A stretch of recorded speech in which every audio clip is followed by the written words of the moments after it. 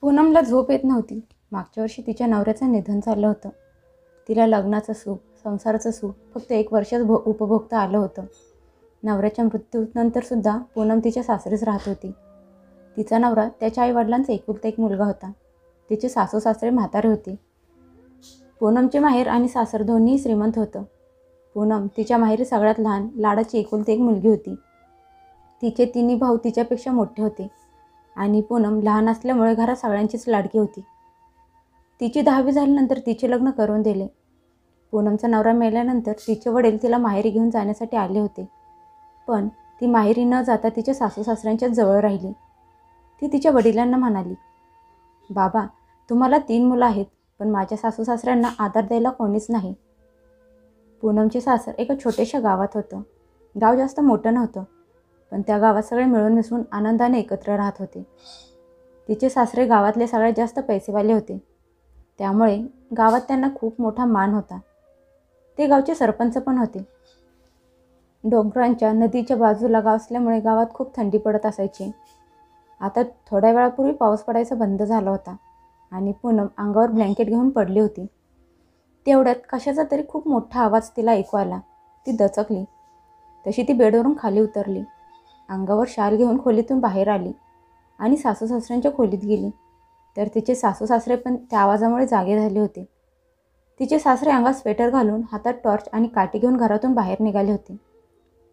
त्यांना जाताना बघून पूनम म्हणाली, "बाबा, मी तुम्हाला असं रात्री एकट्याला घरातून बाहेर जाऊ देणार नाही. मी पण तुमच्यासोबत येते." सासरे खूप नको नको म्हणाले, तरी जबरदस्ती पूनम त्यांच्यासोबत निघाली. घरातून बाहेर निघाल्यावर थोड्या अंतरावर शेताच्या मधोमध आग लागली होती. गावातले खूप लोक आवाजामुळे घरातून बाहेर येऊन तिथे जमा झाले होते. सगळे लोक आग लागलेल्या जागेच्या जवळ गेले, तर त्यांनी बघितलं की एक छोटं विमान खाली पडलं होतं आणि त्या छोट्या विमानाचे तुकडे आजूबाजूला पडून जळत होते. आगीने रौद्ररूप धारण केलं होतं. त्यामुळे कुणाची हिंमत होत नव्हती तिथे जवळ जाऊन बघायची. त्याच्याकडे बघून असं वाटत होतं की सगळं जळून राख झाले आहे. तेवढ्यात पूनमची नजर तिथे लांब जाऊन ढिगाऱ्यावर पडलेल्या एका माणसाकडे गेली. त्याचे हातपाय अधूनमधून हालत होते. ती तिच्या सासऱ्यांना घेऊन त्या माणसाच्या जवळ गेली. त्यांच्यासोबत गावातले अजून काही लोक तिथे गेले. त्या तरुण मुलाचा चेहरा भाजल्यामुळे काळा पडला होता. हातापायावर पण भाजलेल्याच्या जखमा होत्या. तो बेशुद्ध पडला होता, पण त्याच्या अधूनमधून हातपाय हालत होते. तिथल्या एका माणसाने त्याला तपासलं तर तो अजून जिवंत होता. तो माणूस म्हणाला, "सरपंच, हा मुलगा तर जिवंत आहे. त्याचा श्वास चालू आहे, पण त्याची अवस्था खूप नाजूक वाटत आहे. याला लगेच उपचारांची गरज आहे." पूनमचे सासरे म्हणाले, "या तरुणाला लगेच दवाखान्यात घेऊन जायला पाहिजे आणि त्याच्यावर उपचार सुरू करायला पाहिजेत. कोणीतरी माझ्या घरी जाऊन माझा ट्रॅक्टर घेऊन या आणि याला दवाखान्यात घेऊन जायला मदत करा. आपण याला शहरातल्या मोठ्या दवाखान्यात उपचारासाठी घेऊन जाऊया." थोड्या वेळात गावातला एक मुलगा जाऊन त्यांच्या घरून ट्रॅक्टर घेऊन आला. त्या जखमी तरुणाला दोघा-तिघांनी उचलून ट्रॅक्टरमध्ये ठेवलं आणि शहरातल्या मोठ्या दवाखान्यात घेऊन गेले. पूनम पण तिच्या सासऱ्यांच्या सोबत शहरात गेली. दवाखान्यात गेल्यावर त्या मुलाकडे बघून डॉक्टर म्हणाले, "याची अवस्था खूप नाजूक आहे. पोलीस तक्रार पण करायला पाहिजे." पूनमच्या सासऱ्यांनी डॉक्टरांना सांगितलं, "तुम्ही उपचार करायला सुरुवात करा. बाकीचं काम आम्ही लोक करतो." तिच्या सासऱ्यांनी स्वतः पोलिसांना बोलवून याबद्दल माहिती दिली. वॉर्डमध्ये चेकअप केल्यानंतर डॉक्टरांनी त्याला ICUमध्ये शिफ्ट केलं. पण त्या मुलाच्याजवळ काहीच पुरावा नव्हता की तो कोण आहे, त्याचं नाव काय, गाव काय, काहीच माहीत नव्हतं. त्याच्याजवळ त्याला ओळखण्यासाठी काहीच पुरावा नव्हता. जिथे हा अपघात घडला होता तिथे पोलिसांनी तपास केल्यानंतर त्यांना एक जळालेलं पाकिट सापडलं, पण त्यात त्यांना काहीच सापडलं नाही ज्यावरून त्याची ओळख पटू शकेल. डॉक्टरने उपचार सुरू केले आणि त्याच्या उपचाराचा सगळा खर्च पूनमच्या सासऱ्याने उचलला. सकाळपर्यंत त्या अपघाताची बातमी TV आणि रेडिओवर सगळीकडे पसरली होती. पोलीस आल्यानंतर पोलिसांनी घडलेली सगळी हकीकत सांगून पोलिसांची परवानगी घेऊन पूनमचे सासरे, पूनम आणि गावातल्या लोकांच्या सोबत शहरातून परत त्यांच्या गावी आले. शहरात एअरपोर्टवर नुसता गोंधळ चालू होता. एअरपोर्ट शहरापासून 40 किलोमीटर लांब आणि गावाच्या अगदी विरुद्ध दिशेला होतं. लोक त्या विमानातून येणाऱ्या त्यांच्या नातेवाईकांना बघण्यासाठी, त्यांची विचारपूस करण्यासाठी कासावीस झाले होते. थोड्या वेळात टीव्हीवर एक न्यूज आली. त्या अपघातात एक प्रवासी वाचला आहे. त्याची अवस्था नाजूक आहे, पण त्याची ओळख अजून पटली नाही. सगळ्यांच्या मनात आशेचा नवीन किरण जागली की तो त्यांचा आपला असेल. दवाखान्यात त्या मुलाला भेटण्यासाठी विमानात बसलेल्या प्रवाशांच्या नातेवाईकांची गर्दी जमा झाली होती. त्या लोकांना बघून डॉक्टर म्हणाले, तो अजून बेशुद्ध आहे. त्याची अवस्था खूप नाजूक आहे. पेशंटजवळ कोणीही जाऊ शकत नाही. त्याला कोणालाही भेटता येणार नाही. त्याला फक्त बाहेरून काचेतून बघता येईल. लोक बाहेरून त्याला बघून ओळखण्याचा प्रयत्न करत होते, पण हे खूप कठीण होतं, कारण त्याचा चेहरा खूप भाजला होता. त्यावर मलम लावलं होतं. इकडे पूनमचे सासरे त्याला बघायला रोज दवाखान्यात येत असायचे आणि त्यांच्यासोबत त्यांची विधवा सून पूनम पण येत असायची. ती तिच्या सासऱ्यांना एकट्याला अजिबात सोडत नव्हती, कारण ते स्वतः आजारी होते. काही दिवसांनी डॉक्टर पूनमच्या सासऱ्यांना म्हणजे सरपंचांना म्हणाले, त्या पेशंटवरचा धोका आता टळला आहे, पण तो कोमामध्ये गेला आहे. कोमातून बाहेर यायला त्याला किती वेळ लागेल आम्ही सांगू शकत नाही. काही दिवसांनी त्याला आपण ICUमधून बाहेर काढून स्पेशल वॉर्डमध्ये शिफ्ट करणार आहोत. दुसरी गोष्ट ही की त्याचा चेहरा पूर्णपणे भाजला आहे आणि जर तो कोमातून बाहेर आला आणि त्याने स्वतःचा चेहरा आरशात बघितला तर त्याला खूप मोठा धक्का बसेल. हे ऐकून पूनमचे सासरे म्हणाले, मग यावर काय उपाय आहे? डॉक्टर म्हणाले, त्याच्या चेहऱ्याची प्लॅस्टिक सर्जरी करावी लागेल, पण यामध्ये खूप खर्च होईल. आत्तापर्यंत त्याच्या दवाखान्याचा सगळा खर्च तुम्हीच करत आला आहात. हे ऐकून सरपंच म्हणाले, तुम्ही पैशाची काळजी करू नका. जर हा मुलगा ठीक झाला तर मी असं समजेन की माझा मुलगा मला परत मिळाला आहे. काही दिवसांनी त्या पेशंटला स्पेशल वॉर्डमध्ये शिफ्ट केलं.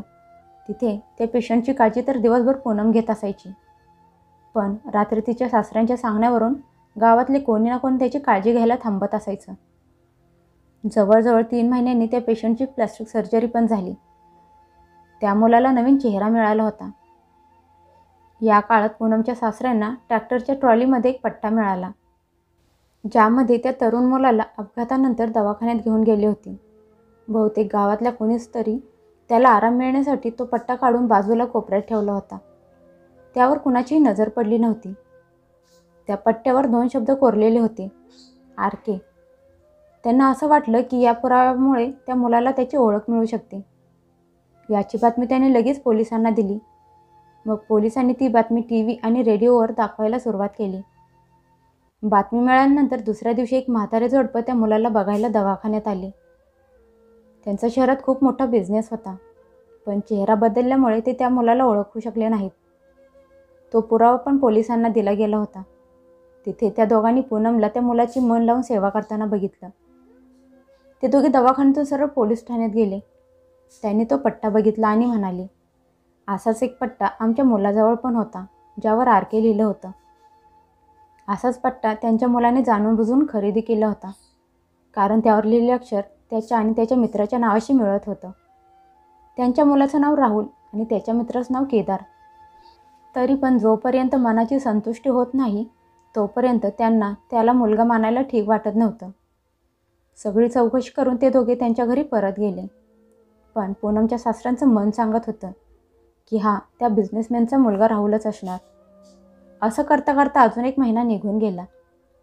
सरपंच आणि पूनम दोघेही राहुलची मन लावून काळजी घेत होते. एक दिवस अचानक पूनमनं बघितलं की त्या मुलाच्या हाताची बोटांची हालचाल होत होती. त्याने डोळे उघडले होते आणि पूनमला हाताने इशारा करून काहीतरी सांगण्याचा प्रयत्न करत होता. पूनमने लगेच ही गोष्ट डॉक्टरांना सांगितली. डॉक्टरांनी त्याला चेकअप केले आणि म्हणाले, औषधं त्यांचं काम करत आहेत आणि आता त्यांना पूर्ण खात्री आहे की तो लवकरात लवकर बरा होईल. काही दिवसांनी पूनम त्याला स्वतःच्या हाताने जेवण भरवत होती. राहुलने तिचा हात पकडून तिच्याशी काहीतरी बोलण्याचा प्रयत्न करत होता. खूप प्रयत्न करून अडखळत पूनमला म्हणाला, मला सांग, मी इथे कसा आलो? मी तर विमानात बसलो होतो. मी तर बिझनेस ट्रिपसाठी बाहेरगावी गेलो होतो. मग त्याने स्वतःबद्दल थोडीशी माहिती सांगितली. हे ऐकून पूनम आणि तिच्या सासऱ्यांच्या आनंदाला सीमा उरली नाही. त्यांनी डॉक्टरांना बोलवलं. डॉक्टरांनी त्याला तपासलं आणि म्हणाले, अभिनंदन, हा पूर्णपणे शुद्धीवर आला आहे. याच्या घरच्या लोकांनाही बातमी सांगा. पूनम आणि तिचे सासरे दवाखान्यातच थांबून त्याच्या घरच्यांच्या लोकांची वाट बघत होते. ते लोक पण बातमी समजताच पळत दवाखान्यात आले. राहुलने त्याच्या आईवडिलांना ओळखलं आणि अपघाताच्या अगोदरची सगळी माहिती सांगितली. पण त्यानंतरचं त्याला काही आठवत नव्हतं. राहुलच्या वडिलांनी पूनम आणि तिच्या सासऱ्यांचे आभार मानले आणि म्हणाले, तुम्ही आमच्यावर केलेल्या या उपकारासाठी आम्ही आयुष्यभर तुमचे ऋणी राहू. राहुलचे वडील म्हणाले, ही तुमची मुलगी आहे ना? ते ऐकून पूनमचे सासरे म्हणाले, ती मला माझ्या मुलीपेक्षा पण जास्त जवळची आहे. ही आहे तर माझी सून, पण लग्नाच्या 1 वर्षाच्या आतच आमचा एकुलता एक मुलगा आम्हाला कायमचा सोडून गेला. पण आमच्या सुनेने आमची साथ सोडली नाही. माझी तर अशी इच्छा होती की ती तिचे सासर सोडून तिच्या आईवडिलांच्या जवळ राहायला जावी आणि तिनं दुसरं लग्न करावं. पण ही यासाठी तयार नव्हती. हे ऐकून राहुलचे वडील म्हणाले, जर तुम्हाला काही प्रॉब्लेम नसेल तर मी पूनमला आमच्या घरची सून बनवून घ्यायला तयार आहे. त्याचे वडील राहुलला म्हणाले, काय राहुल, मी बरोबर बोलत आहे ना? वडिलांचं बोलणं ऐकून राहुलने होकार देत मान हलवली. मग राहुलच्या वडिलांनी त्याच्या बायकोकडे हसत बघितलं आणि म्हणाले, काय मालकीनबाई, तुम्ही पण काहीतरी बोला. ते ऐकून राहुलची आई म्हणाली, तुम्ही तर माझ्या मनातले बोललात, त्यामुळे मला बोलण्यासाठी काहीच उरलं नाही. मग त्यांनी पूनमकडे बघितलं आणि म्हणाल्या, पूनम, तुला या लग्नाबद्दल काही प्रॉब्लेम तर नाही ना? पूनमच्या डोळ्यातले पाणी गालावर येत होतं. पूनम म्हणाली, मी तुमच्या भावनांचा आदर करते, पण मी माझ्या सासू सासऱ्यांना एकट्याला सोडून नाही जाऊ शकत. तिचे सासरे तिची समजूत काढत म्हणाले, पूनम, तुला काहीच काळजी करायची गरज नाही, कारण आमच्या सगळ्यांचा आनंद या लग्नामध्ये आहे. अजून आम्ही दोघं किती दिवस जगणार आहोत?